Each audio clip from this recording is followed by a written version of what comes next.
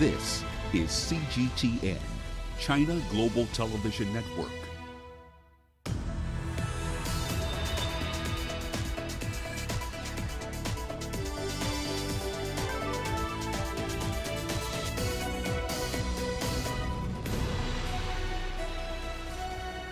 Hello there, welcome to this edition of Global Business Africa. In the course of the hour, we'll run through the business news stories you need to know about from Africa and beyond. But first, a quick run through the markets here for you. So Q4 getting off to a rather positive start with the indices that we do track here in the green, with the exception of Nigeria. That market was closed today.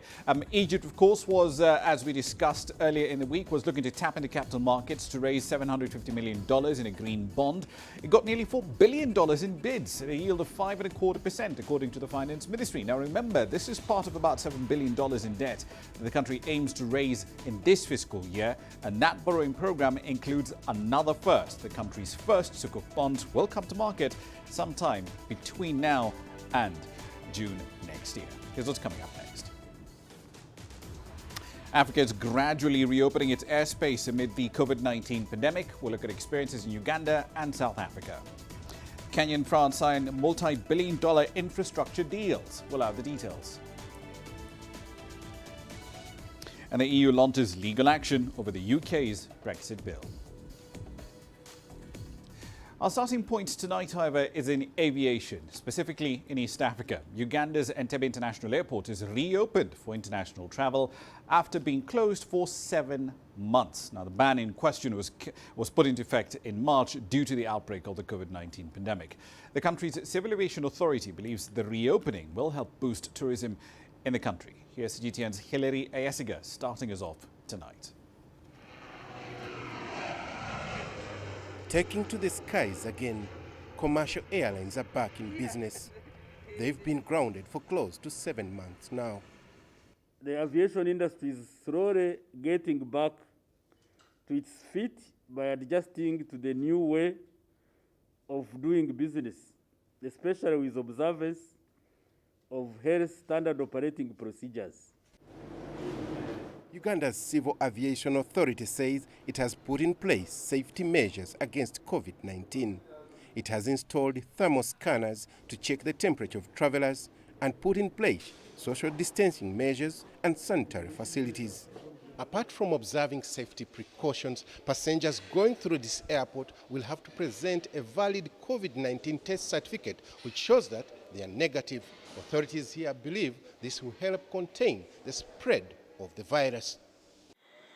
Each airline will be allowed to make one flight per day to avoid congestion. On arrival, all passengers will be screened for temperature and other signs of infectious diseases. And they must have a COVID-19 test certificate done 72 hours before a flight to Uganda. Commercial airlines are now adjusting to the new normal. Our duty is to assure them of the safety. First of all, the safety on the aircraft is much better than any environment. I have talked about this.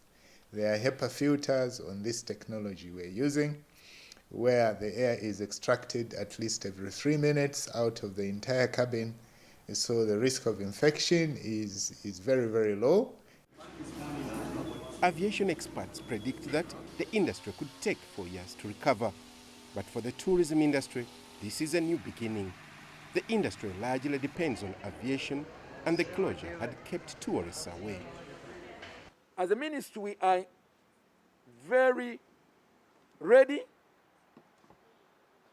to promote tourism, even with this pandemic, because we don't have any day that actually to be ending on such and such a day. Tourism is one of Uganda's top foreign exchange earners. Figures from the Uganda Tourism Board show that in 2019, the country collected $1.6 billion in tourism revenue from foreign visitors. And with many countries easing restrictions and airlines beginning to fly, Uganda hopes to gradually recover from the effects of the COVID-19 pandemic. Hilary Ayesiga, CGTN, Entebbe, Central Uganda. All right, then. So let's speak to Conwell Muleya. He's the CEO of Uganda Airlines. He joins us now on the program. Mr. Muleya, good to see you on the program again. So let's start with the context here. The airline has been grounded for several months during the country's lockdown, one of the strictest in Africa.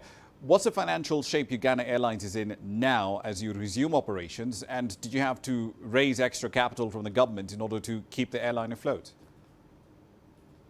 No, we have been well supported by the shareholders, the government, from the beginning.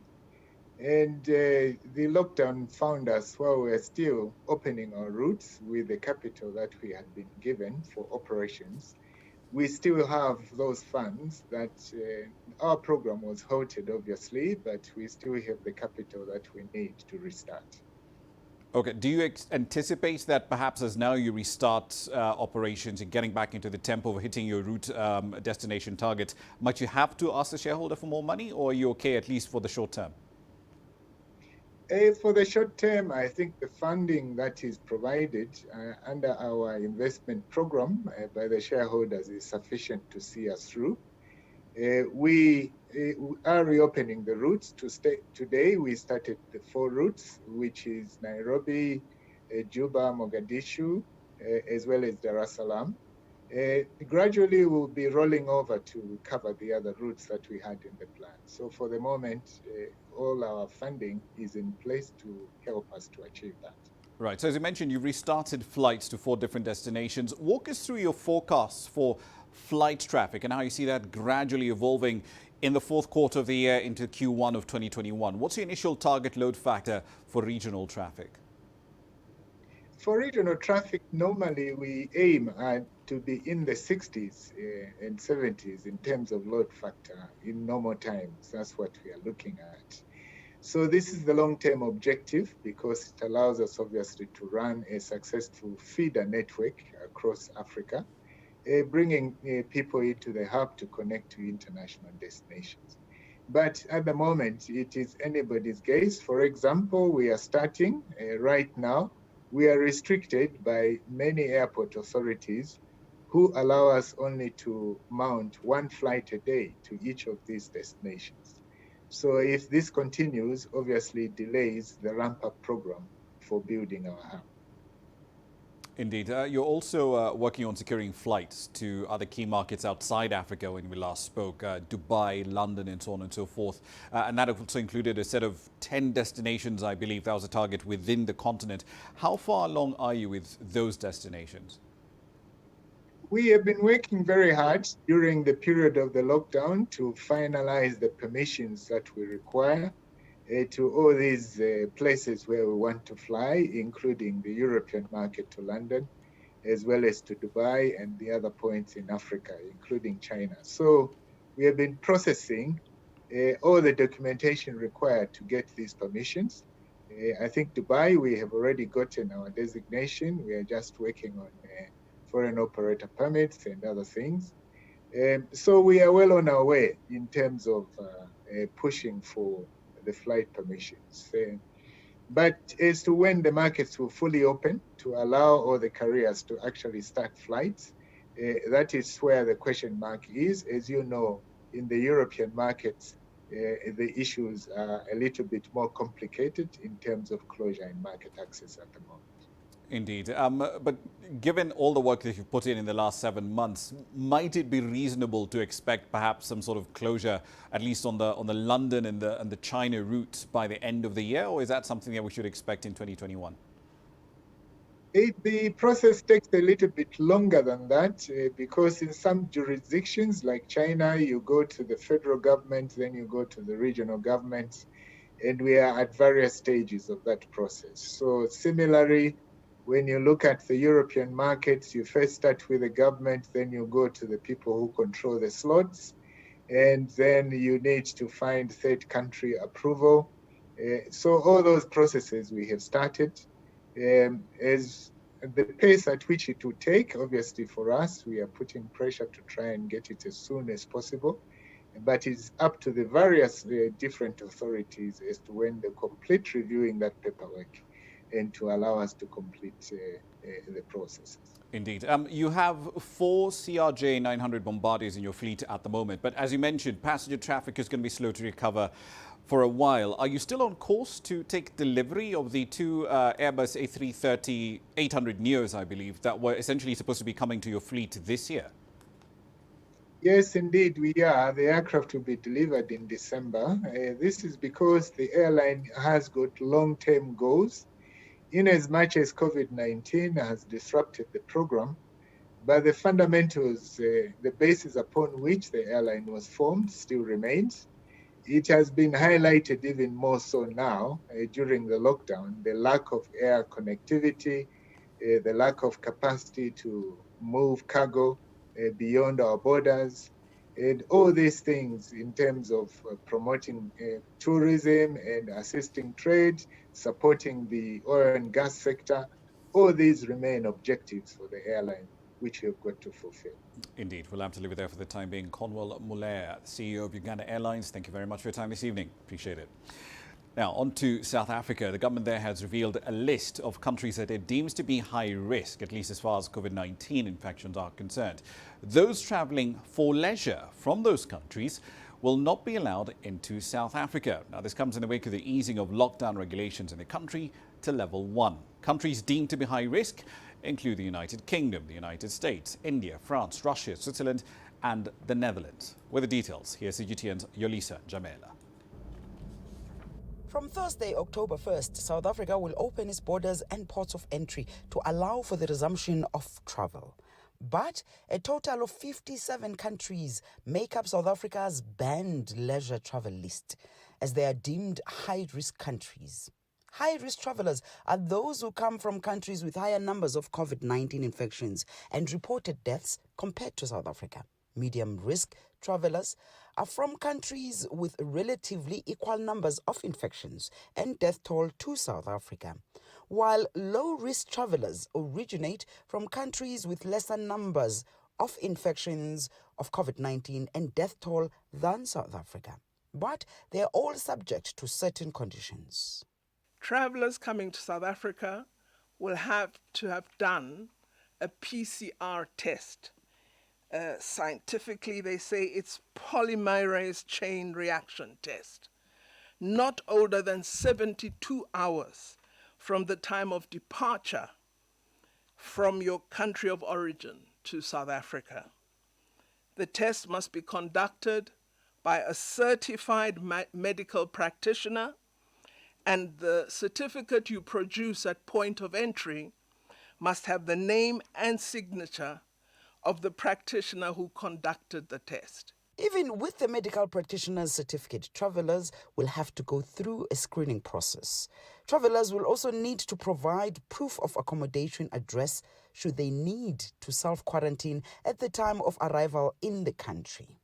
High-skills visa holders, investors and diplomats from high-risk countries, as well as South African citizens wishing to come home, will be allowed entry, but will also have to adhere to the set conditions. China is deemed to be low risk, and anyone traveling to South Africa from any African country is permitted to enter. All African countries are allowed, subject to the conditions which Minister Pandor has said. We are not going to stop anybody from any African countries coming here, whether they are leisure travelers or what, but the conditions will definitely apply in terms of the test and the quarantine and all that. Travel insurance will be mandatory for all travelers. This list will be updated on a regular basis as the infection and death rates change, and the National Coronavirus Command Council will inform the public accordingly. There will be review fortnightly in terms of the criteria as per set, whether a country could be high risk now, it can become low risk. It can be low risk now, it can become high risk. So it's something that NCCC and Cabinet will consistently evaluate and announce. Only 3 airports will be open for international travel: OR Tambo, Cape Town and King Shaka International Airports. Yolisa Jamela for CGTN in Pretoria, South Africa. All right, then, so let's examine these regulations in a bit more detail. Angela Gopler joins us now live from Johannesburg for more on this story. Angela, before we get into what countries can come and can't come in, walk us through the rationale being used by the authorities to decide what is a high-risk country and what is not. Well, look, the formula is very simple if you believe the International Relations Minister who explained it to us yesterday. The Minister says that the authorities have actually used WHO criteria in drawing up that list. So in essence, as Yolisa was saying, any country that has a higher infection rate and or death rate, and that's the case rate, than South Africa is considered high risk. Anyone on a par with South Africa is considered medium risk, and those countries that are below South Africa in terms of that rate, those two rates in fact, are considered low risk. And China would be an example there. The proviso here is that the data will be reviewed every 14 days and updated or revised, and that list will be published. So people might have booked in advance and they might fall off the high risk list, or they might in fact be placed on that high risk or red list. So countries will make it onto and off that list based on those rates. So it's not about the actual number of infections or deaths, it's more about the rate or the case rate. It didn't sound very scientific to us, but there it is. The other differentiator, of course, is that only business people from those high-risk countries will be allowed to visit South Africa, as Yolisa mentioned earlier, Raman. Indeed, but then the flip side of that is that it's relatively easy to game that sort of criteria. I mean, take Tanzania, for example. It's not reported any data on its COVID-19 caseloads since May, first week of May, but its citizens are allowed to fly into South Africa. But by the same token, anyone from the US or India, the UK, are barred. So on balance, why is Tanzania being given the all clear despite the lack of data? Well, the rule or the regulation is that all African countries' citizens are welcome to visit South Africa. It's either business or leisure travelers, regardless. And Tanzania is included in that list. And that's despite that lack of data or testing you mentioned. The issue you raised was asked during that presser yesterday, and the Home Affairs Minister, Motsoaledi, actually neatly dodged the question and answering it. The rule is that foreigners from Africa or medium and low risk countries globally, that when they arrive in South Africa at the border post, they have to have that 72-hour-old negative TCR test in hand. They also have to be screened when they arrive, regardless of whether they're symptomatic, asymptomatic, or if they're negative. And of course, as Yolisa mentioned, there has to be that travel insurance, something that's a new addition to the list of criteria that you need to get into South Africa, Raman. Indeed, and of course, I mean, the contradictions just keep growing from there, because the country is telling all travelers that you must have a negative COVID-19 PCR test, and you have to install this contact tracing app on your phones when you're in the country. So if you're asking for all of these things up front, why then lock out leisure travelers from countries that have relatively high COVID-19 caseloads? If they don't have the pathogen, why not just let them in? Well, that wasn't explained at all, either in the opening remarks or in the regulations during that presser yesterday. Pandor, the International Relations Minister, in her opening remarks, in fact, didn't explain the rationale at all. It was stated as a fait accompli, end of story. Travellers from those medium risk and low risk countries, of course, will be allowed in, as you've said, subject to that PCR test, as we've mentioned. But many commentators can't see the logic in stopping the leisure travel market or leisure travellers to enter South Africa either. So you're not alone there, Raman. Indeed. One last question for you. So we've got big source markets for the country's tourism sector, the UK, the US, some European countries, basically barred from coming in for leisure. So how's the tourism sector reacted, and to what extent does that essentially retard any potential recovery there? Well, look, the tourism operators are at a loss for words about why those leisure travellers aren't allowed to come in from those, any countries, in fact. Bottom line is, Sun International was saying in a statement earlier this morning that one of the countries, and they are, as you know, one of the country's biggest operators in the tourism sector, says that without those two countries, that's the UK and the US, they remain cautious, and those are their words, about international tourism. That's very politely put. The tourism sector depends heavily on the international traveller and, of course, their foreign currency. I think they contribute around 8.5 or 8.6% to the country's GDP, so it's a huge impact. And according to some of the operators that we've been chatting to, discounting rates to suit local pockets isn't a sustainable option. In many cases, the locals are, of course, already under pressure themselves as their disposable income starts to shrink. So we'll have to wait and see, but the fallout from this decision isn't going to end well. But it also, of course, depends on how quickly the country moves out of level 1, maybe to level 0, or they change those lists more regularly than every 2 weeks. But the bottom line is, if those source countries aren't allowed in, the international tourism sector in this country is in a bit of a dire situation right now. Raman. Indeed, more questions than answers, isn't it? Angela Copeland in Johannesburg. Thank you. Now, on to West Africa. Experts say that the gas that Nigeria flares, it's essentially the burning off of natural gas nationwide, could be worth billions of dollars if it was captured, transported and used to create liquefied natural gas or to be converted into plastics and fertilizers. But a 2016 program by the Nigerian government to address this by auctioning rights to capture and sell flared gas is struggling for traction. CGTN's Alexandra Majala takes up the story. A 20-foot wall of burning gas behind Ruth Oheteka is sending waves of heat over her as she dries and sorts cassava flakes. The flakes are popularly referred to as tapioca in Nigeria and are a common staple across the country.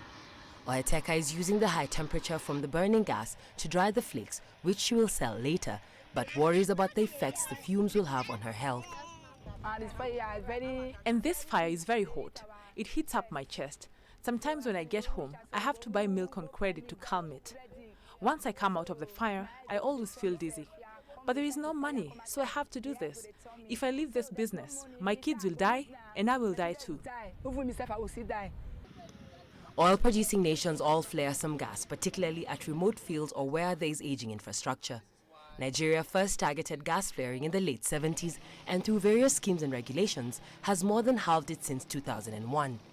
Chevron, Shell and Eni, which operate in Nigeria, say they have cut flaring by some 90% and are working to cut it further. Nearly half of the over 200 million Nigerian citizens have no power, yet the government's attempts to harness gas belching from its oil fields to generate urgently needed electricity or revenue have stalled. The waste gas is also driving off wildlife. For instance, we had 2008, we had 2010, we've also had 2020, and this is 2020 and we're in 2030. Is it that the government is not sincere in trying to protect the lives and properties of the communities? Is it that the government is not interested in fines that they can get from the oil companies? Or is it that the fact that the companies are taking the government for a ride? That is why the companies are feeling very, very comfortable. The National Oil Spill Detection Response Agency says that the gas Nigeria flares can damage both human health and the environment. Gas output where oil fields are in decline is likely to end within 5 to 10 years, while the offshore ones make the required infrastructure more costly. However, it could be worth billions of dollars if captured and transported to be used as liquefied natural gas or for plastics and fertilizers. According to the Ministry of Petroleum, roughly $3 billion is needed to commercialize the remaining flares, with site costs ranging from $20 to $100 million. Alexandra Majala for CGTN.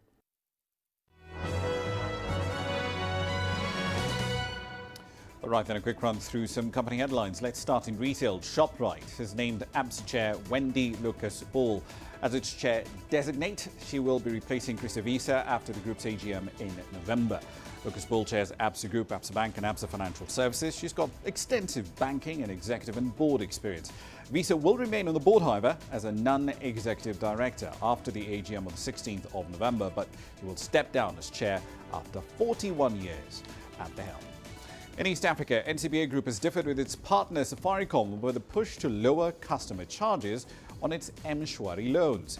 The bank said there were no immediate plans to cut the fees linked to M-Shwari, the mobile lending service, adding that it's focused on making the digital loan service competitive compared to similar products that have cropped up in the marketplace. That contradicted an earlier statement issued by Safaricom.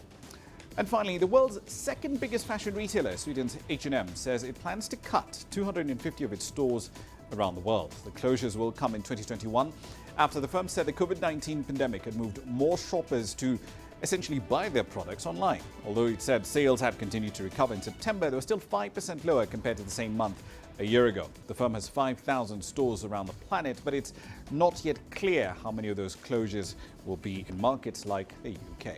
That's a run through your company headlines.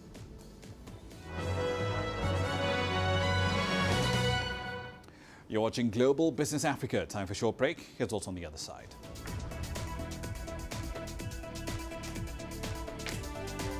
It's raining infrastructure deals, multi-billion-dollar ones of that. We'll have the details of what's been signed between Kenya and France. And we'll look at new currency denominations that are now circulating in Ethiopia when we return. The world economy as we know it is about to change. Global business reports highlight emerging markets, developing countries, and dynamic sectors worldwide. We feature top analysts and newsmakers to provide perspectives on every facet of business. From an on-the-ground perspective, we provide you with balanced and objective assessments. Fast, sharp, and insightful. Global business, only on CGTN. There's more to this place than just glorious landscapes. There's more to it than just, say, Table Mountain or glorious, endless salt flats. There's more to it than countries that are home to some of the deepest mines in the world. There is so much more to this place, even if it is home to some of the finest diamonds on the planet. It is the sheer diversity of the people who call Southern Africa home and the relentless drive to make it a better place that make it so special. And we know that because this too is home.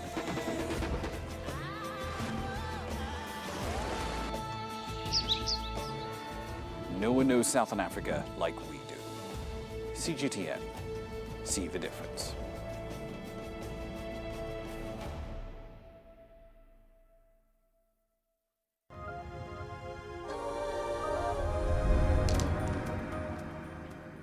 Welcome back to the program. The Kenyan President, Uhuru Muigai Kenyatta, is on an official visit to France. It's the president's first trip abroad amidst the COVID-19 pandemic, which has seen Kenyan airspace closed for both domestic and international flights for most of the year. Mr. Kenyatta met with his French counterpart Emmanuel Macron at the Élysée Palace in Paris. The leaders presided over the signing of 3 bilateral deals. Now, one of those agreements is a public-private partnership on infrastructure to build a road worth $1.6 billion. It was signed between the Kenya National Highways Authority and Vinci Concessions. The road is a key segment of the Northern Corridor and is expected to cut travel time for both people and cargo and reduce the cost of doing business in the process. Both leaders pledged to explore investment opportunities that will boost trade ties and trade flows between Kenya and France. It has been a great pleasure working with Emmanuel over the last few years. I believe he's a man who is understanding that the future of France on the African continent does not necessarily reside in its history, but in the potential that Africa has for mutual prosperity as we work together to build our respective economies, grow prosperity. I propose to Mr. President to come and see French entrepreneurs, SMEs, mid and large caps, and to have an open discussion. Because I do believe it's extremely important, both for France and Kenya, to have a better knowledge of each other and to see all the opportunities you can find in this country, but as well how our French companies can bring something to your country. Provide our solutions, our innovations, our entrepreneurship, and be part of your success. New currency notes are circulating in Ethiopia. The Prime Minister, Abiy Ahmed Ali, announced last month the release of the birr in denominations of 10, 50 and 100. Ethiopia also introduced its first 200 birr note.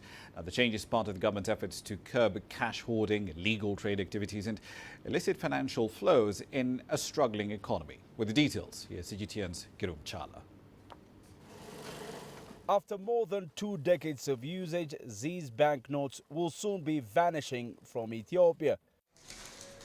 And the newly introduced currency is now expected to help drive the country's economy. Already, financial institutions in Ethiopia have started distributing the new currency across the country. The currency notes replace the 10, 50 and 100 birr notes, while an additional 200 birr note has been also unveiled. From the day that the Prime Minister of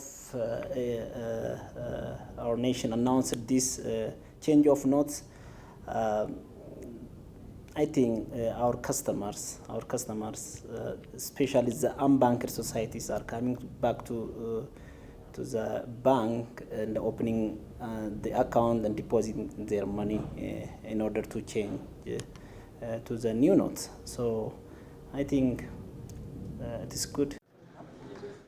Days before the introduction of the new currency, the National Bank of Ethiopia said more than 130 billion birr was operating out of the banking system and could not be accounted for. Experts in the banking sector believe the move to adopt the new currency will improve liquidity in the market.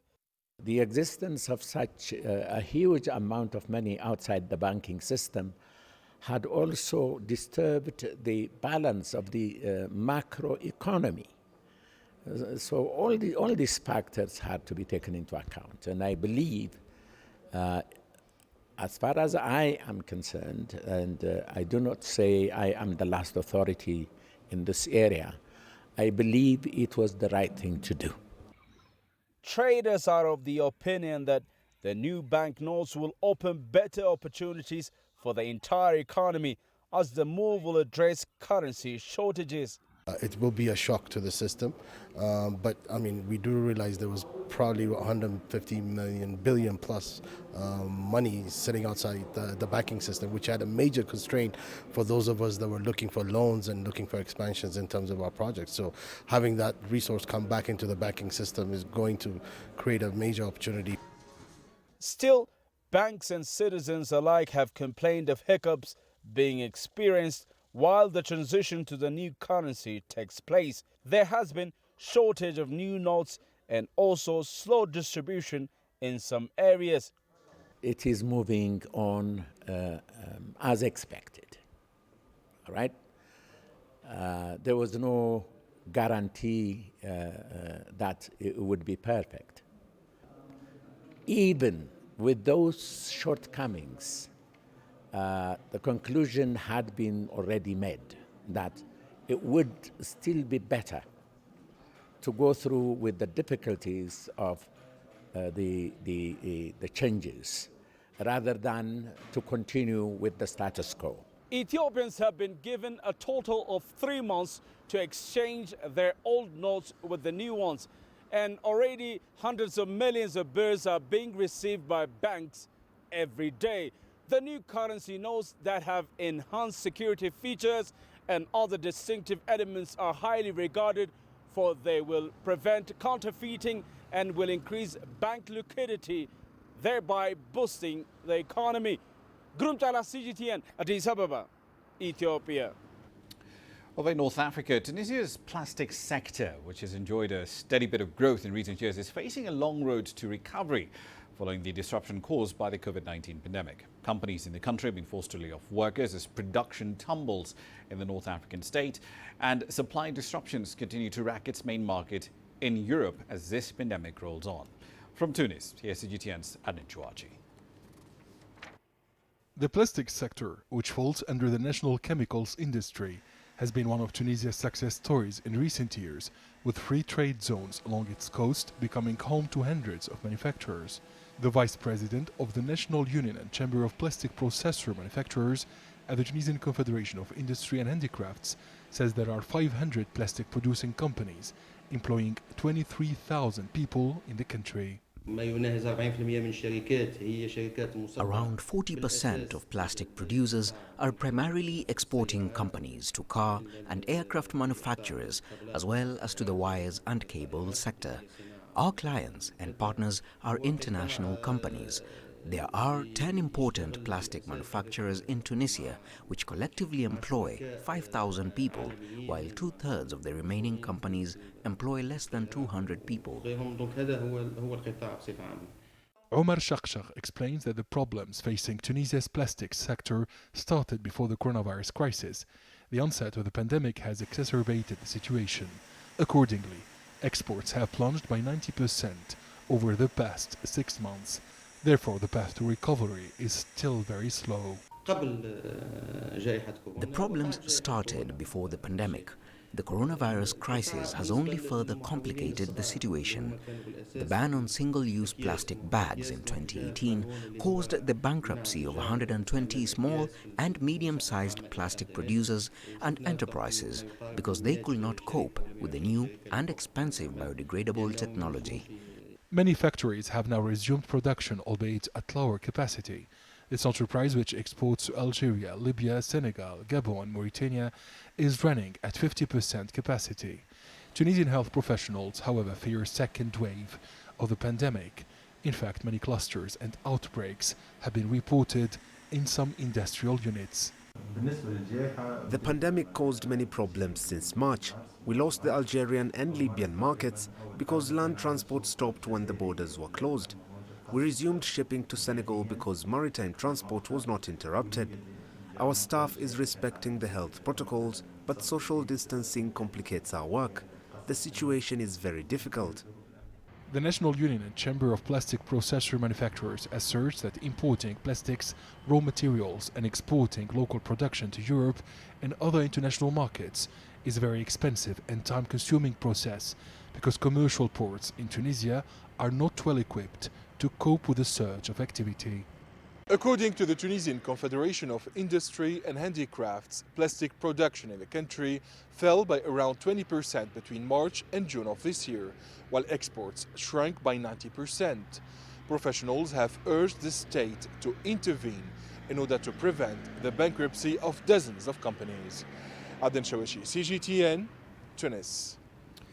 You're watching Global Business Africa. We're halfway into the hour. Here's what's coming up next.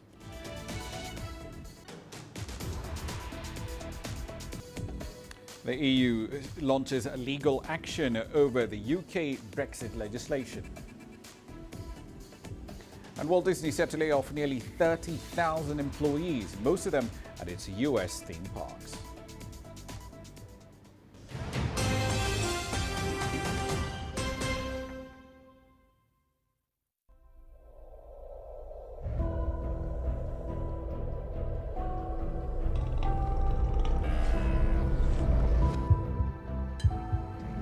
Taken me completely out of my depth, but at the same time it's exciting.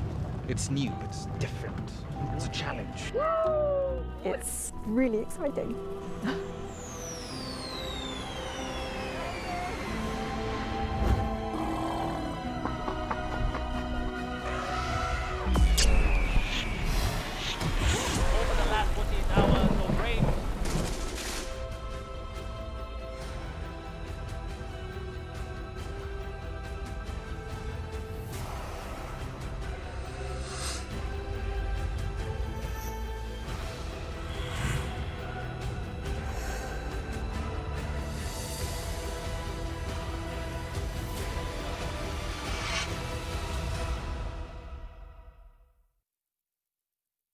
I try to not let it affect me, but there are days when it does.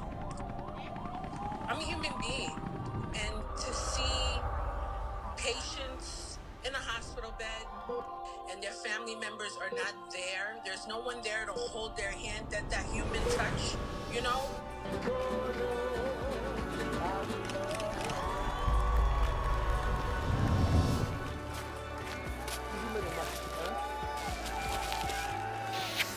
I just hope everyone can remember that the situation is not permanent and that everything will get better eventually.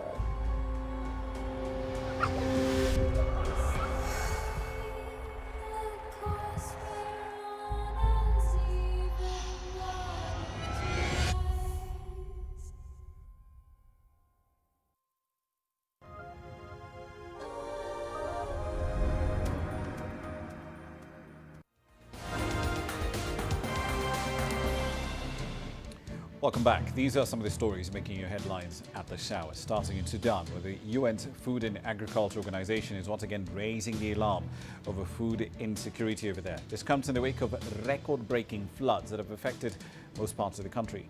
The FAO says that nearly one-third of cultivated land is now entirely underwater, and that is worsening the food shortage in the country. Up to 3 million people have been affected so far. Even before these floods, Sudan was already grappling with a fairly steep economic crisis. Delegations from rival Libyan factions have concluded 2 days of military and security meetings in Egypt. The UN says these talks reached important recommendations that will pave the way for the next round of talks in Geneva. They agreed to open up domestic transportation modes for citizens to travel freely across the country and assigning a security force to take over protection of oil fields. The United States government has donated $2.9 million worth of training and equipment to the Ethiopian Defense Forces. Now, those donations include military vehicles and ambulances that will help strengthen the fight against Al-Shabaab next door in Somalia. And finally, the UN peacekeeping mission in the Democratic Republic of Congo has condemned the rebel attack in Lubumbashi, which claimed the lives of 3 government security officers. The insurgents are trying to take over strategic buildings in the southeastern city, but the Congolese army managed to push them back. As a run through your headlines.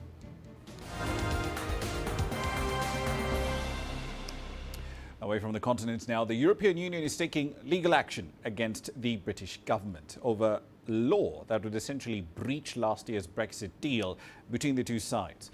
Lawmakers in the UK adopted a bill designed to regulate the UK's internal market from the 1st of January. But the thing is that law overrides parts of the withdrawal agreement the UK agreed to with the EU. The EU says it has sent a letter of formal notice of protest to the UK government. This is the first step in what eventually could be a lawsuit between the two parties, and that's a lawsuit that could potentially derail post-Brexit trade talks. Prime Minister Boris Johnson's deadline for striking a deal with the EU comes due on the 15th of October. Morning, the Commission has decided to send a letter of formal notice to the UK government. This is the first step in an infringement procedure. In the meantime, Cyprus has defied mounting pressure to approve European Union sanctions on Belarus. It's urging fellow governments in the EU to also sanction Turkey over its oil and gas drilling in the Mediterranean. At a two-day summit in Brussels, the EU leaders are set to confront the recent tensions in the eastern end of the Mediterranean, as well as the future of its relations with Turkey. Here's CGTN's Michal Bardavid with the details. Tensions have been high between Turkey and Greece over oil and gas exploration rights in the region. When Turkey issued a naval alert known as Navtex and sent its seismic research ship Oruç Reis to an area close to the Greek island Castellorizo in July, the move prompted an immediate alarm in the Greek army, and tensions quickly escalated, causing concern among EU nations and NATO. However, on September 13th, in show of good faith, Turkey decided to pull back its vessel as Turkish President Recep Tayyip Erdogan stated he wanted to give dialogue a chance. A day before the summit, Erdogan sent EU leaders a letter stressing Ankara's readiness for talks without preconditions. Turkey's presidential spokesman stated the EU summit presented an opportunity for Turkey-EU ties. We can have a reset there. And I see this willingness on the part of many EU member countries. I see this in the diplomatic contacts that our president has had over the last couple of weeks with the EU president, EU Commission president, the prime ministers of Spain and Italy, and of course Chancellor Merkel. EU leaders are expected to weigh on whether or not to sanction Turkey for its actions.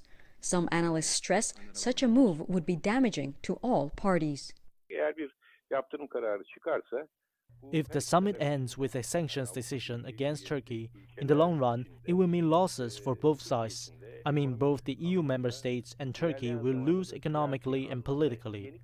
Businessmen of EU countries who are doing business with Turkey, large corporations, all of these will experience losses. Meanwhile, Turkey's Foreign Minister Mevlut Çavuşoğlu has stated that Ankara expects the EU to make updates on the 2016 migrant deal, the customs union with the EU, and visa liberalization for Turkish citizens. Michal Bardavid, CGTN, Istanbul.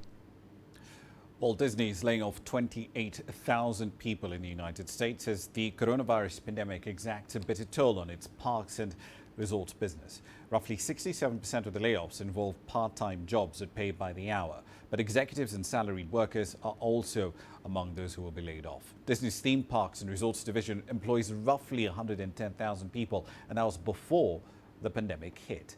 CGTN's Edis Tianxian reports from Los Angeles.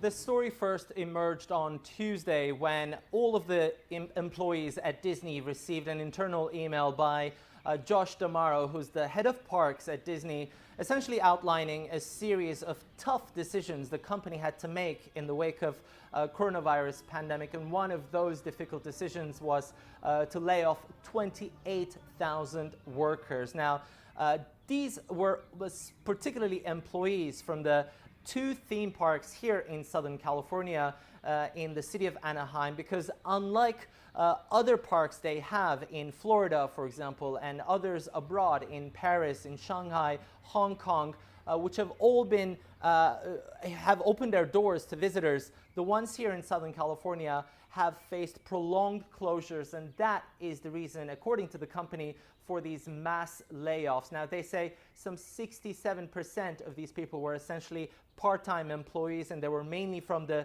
division of experiences and consumer products. However, this does come as a big number, as one of the major companies here in Southern California. Remember that Disney, in the second quarter of this year alone, they had reported a $1 billion loss, and that has certainly piled up. The most recently, in the third quarter, they have now reported a much steeper $3.5 billion. And mind you, Disney facing such trouble means bad news for the local economy, because there are so many other smaller businesses, hotels, restaurants around that area that are fed by tourists, but those tourists are not coming here for many months now. And this is obviously raising a lot of questions about the state of California, because California was essentially the first state to go to a shutdown and is now one of the slowest in its reopening procedures. And many business owners and many high up in the business world are now raising concerns that California, doing business in California with these reopening procedures, are becoming more and more difficult. It is Tianshan, CGTN, Los Angeles. On to the world of cars now. The ongoing Auto China 2020 event in Beijing is now open to holidaymakers who are visiting the Chinese capital. Now, this year's show is seen as an interesting barometer of what's going on in one of the world's largest car markets, and that's despite limits on crowd sizes and various logistical challenges too. CGTN's Shi Cheng was at the motor show and explores the tech and innovative designs car makers have in store for you on What's Hot tonight. Welcome to Beijing Auto Show 2020 on CGTN. Today, joining me is Francis Mushan, an influencer in the auto sector. So what's so special about this year, in your opinion? For this time, I focus on the Chinese-made vehicles. Judging from the texture, the product design, you think the gap between homegrown brands and luxury brands are narrowing? Yes, very close. So this is one of your favorite monster cars at this year's show, right? Yes, but it will be public in next year, and we call that the Chinese Wrangler. So what's so special about this car that you like it so much? Because I like to driving off-road, far away from the cities and whole days, and this is like the Wrangler in America. You see that BF Goodrich tire, and very strong, and you can drive it very, very, very fast. It's a brand new Mustang Mach-E. What we have to remember for the Mustang, the engine, power. Muscle car. Muscle car, yes. In old days, it's consumed a lot of fuel. Nowadays, it's running just on the electricity. So this is a new Ford Raptor. So from older days, this is a 6.2 liters engine. So nowadays it's a 3.5 twin turbo and save gas, save a lot. I have tried that before, and about 9 liters per 100 kilometers. So this is very good for all the consumers. Now we are in W4, and this is most important, the famous star here is BMW M3. The new generation of design of new M Power. BMW M Power, everything, every design going to the driving pleasure. So especially for M3. So this is the first time they are going to China. And also this car is hand gear. Oh, wow, nice. So everything goes to the driving pleasure. Here we are. This is a new Mercedes Maybach S-Series. Every time when the new S-Series coming out, it's always defined for the luxury cars. Right. The most big improvement is about the S-Series is AR-HUD system. Right. All the navigation system and the direction, the point of the direction is going to the shield. Yeah, the windshield. The windshield. Yeah. Right. Here is the newest Mercedes G-Wagon. G350. G350, and the engine is going to the 4-cylinder and 2-point turbocharged it's going to be more fuel efficient. Yes, but the price is still very high. I guess because of the Corona-19, all the production is very shortage for the demands. So the price will be even higher, and especially for the import cars. China's auto sales have rebounded to pre-pandemic levels, the first among major economies in the world. That's why, despite curbs on crowd size and logistics challenges, automakers are gathering here to showcase their new products, technology, and concept cars. We feel like it's still going to be a kind of optimistic market in terms of the size, right? Regardless whether it's up or down a bit, it is still kind of the largest market in the world. So it offers a lot of opportunities, right? And I think the market, after so many years of development, is already getting kind of mature. We can say mature, steady growth market. So the competition level definitely is much higher. So that actually requires much more effort in how to really stay in your position and grow the market. So this is what we see. But in terms of the health and also the size of the market, we still think it's a very promising market going forward. Xia Cheng, CGTN, Beijing. Right, then a quick run through commodity prices.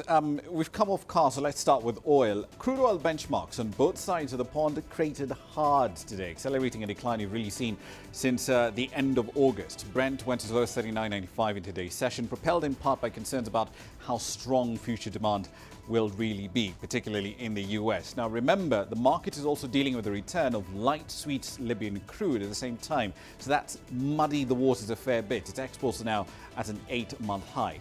In the US, the concern is whether or not further stimulus can be agreed on Capitol Hill and delivered before the presidential election, which is now just 4 weeks away. Here's what's coming up next.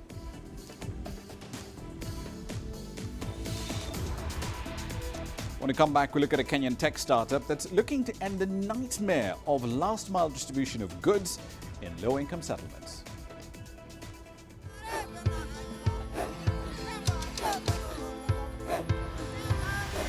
Africa is a continent of diversity, with varied climates and enchanting geography, and a people so distinct, but with a shared enduring spirit. We are at the heart of the continent to bring you the untold stories. Let's have a look. We celebrate Africa as it shapes its own destiny. Administration, Tunis, Cairo, Juba, Johannesburg, Ethiopia, Tanzania. Africa Live. Find your voice.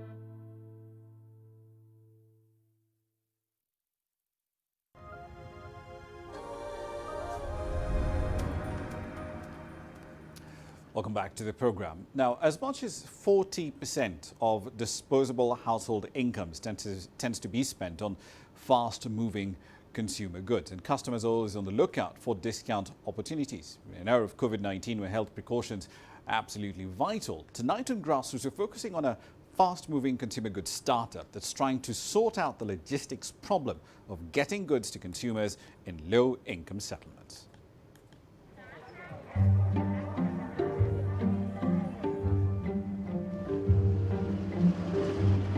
It's a natural process. I mean, if people are in need, they'll do what it takes to get that food. And usually how food aid is done is, it's kind of bulked up, gets taken to these informal settlements all at one go. And the distribution process is not the cleanest, especially in this day and age of COVID, where you need a little bit of order, social distancing. There have been very many cases where, people fight over food and, people are not able to control crowds. Welcome to Chop Chop Go. Like most great startups, we started in a very small garage, hoping to be as big as Amazon and Google one day.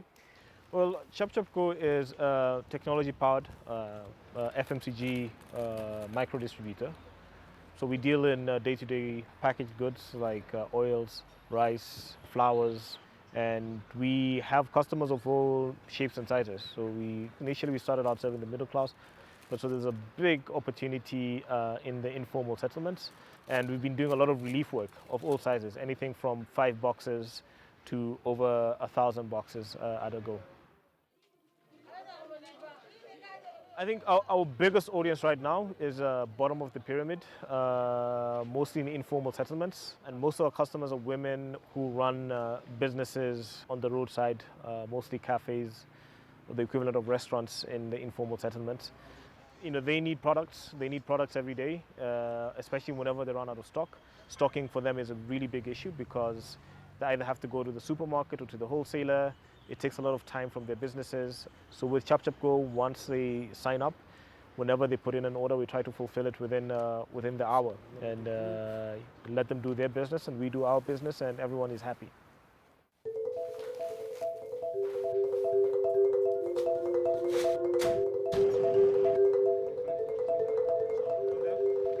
Mostly anything that's internet related for the bottom of the pyramid breaks because they're not connected 24/7.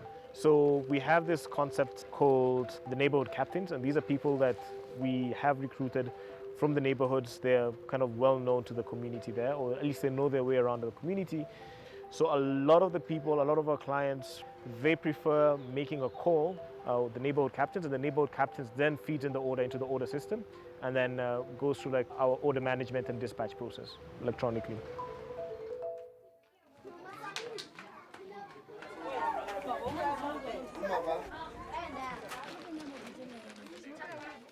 One of the things that I do for Chap Chap Go is like I try to get in them groups that they can supply with their products. At the same time, I try to create a loop where like different groups are able to assess their basic needs through the Chap Chap Go company.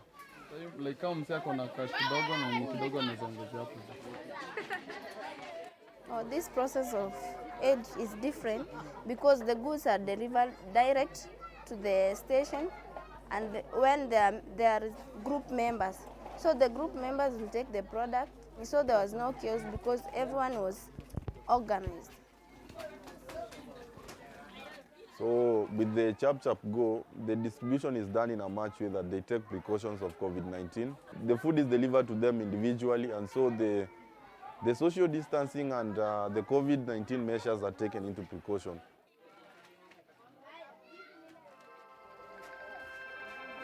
I think the technology is already there. We're just kind of using it for a purpose that maybe it wasn't intended to, but there are better ways of doing this. And most importantly is it's done in a dignified manner. So you don't have 100 people showing up at once and fight over food and endanger their health and endanger the health and security of the people that are serving them.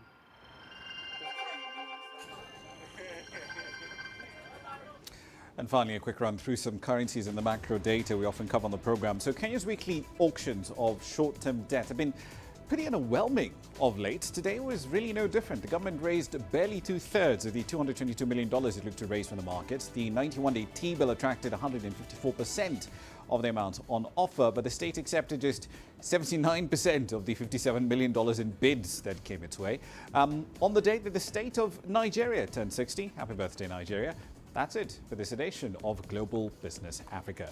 As always, we'd like to hear your thoughts on the content you've seen on the program in the last hour. There are many ways to get your thoughts back to us, all of them on your screens right now. I'm Ramah Nyang in the Kenyan capital, Nairobi. Thank you for your company in the last hour. The World Today is up next from Washington, D.C.